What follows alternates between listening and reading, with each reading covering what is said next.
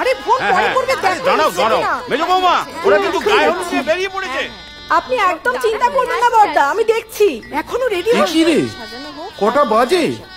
আজ না তোর বিয়ে আর তুই এখন ঘুম থেকে উঠলি? বিয়ে করতে যাওয়ার ইচ্ছে নেই মামনি? কি ব্যাপার, তুমি এখনো রেডি হওনি?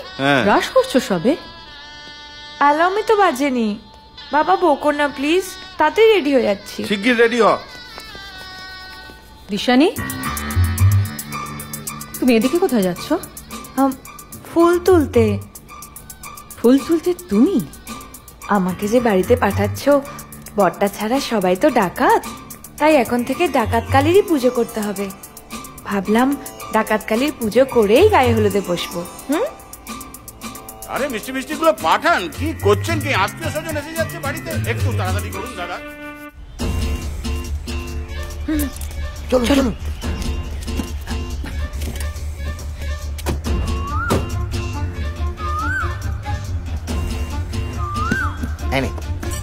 পরে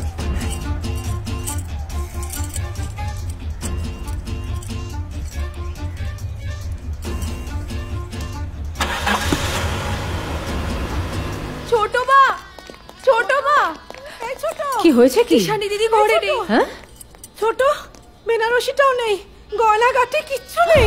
মানে এতক্ষণে বোধহয় দীপ আর দিশানি মুম্বাই ট্রেনে উঠে পড়েছে। কি? তুই কি করে জানলি? কি করে আবার? দিশানি আমার সামনেই তো দীপকে আই লাভ ইউ বলেছিল। I love you.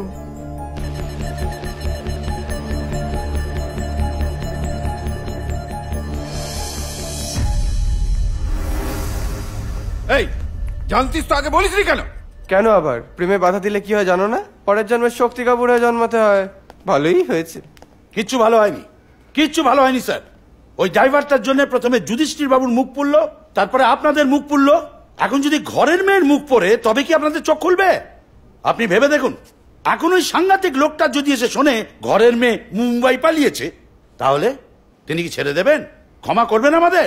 ক্ষমা আমি একবারই করি, আর না শুধরলে শেষ করে দিই।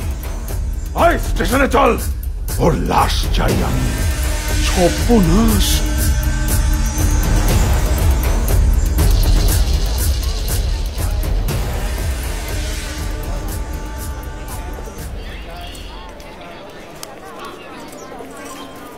তুমি এত কেন টেনশন নিচ্ছ বলো তো? মুম্বাই থেকে ডেফিনেটলি কিছু না কিছু একটা হয়েই যাবে। তুমি ড্রাইভারই করে নিও, আদারওয়াইজ হোটেলে কাজ করে নিও, ঠিক আছে? হেই, তুমি তো দারুণ ফাইট করো। আমি নিজে ফিল্ম ইন্ডাস্ট্রিতে কথা বলে তোমাকে ফাইটার হিসেবে জয়েন করে দেবো। হ্যাপি? আচ্ছা বাবা, তোমাকেও কিছু করতে হবে না, আমিও কিছু করব না। এই যে গয়নাগুলো আছে না, এগুলো বেচে 1 বছর আমাদের চলে যাবে। আর তার মাঝখানে যদি আমাদের বাচ্চা কাচ্চা হয়ে যায় না, তার ছবিটা ছোট মাকে পাঠিয়ে দেবো। দেখো, আমাদেরকে আদর করে বাড়িতে ডেকে নেবে। বুঝেছো? কেমন দিলাম বলো বুদ্ধিটা?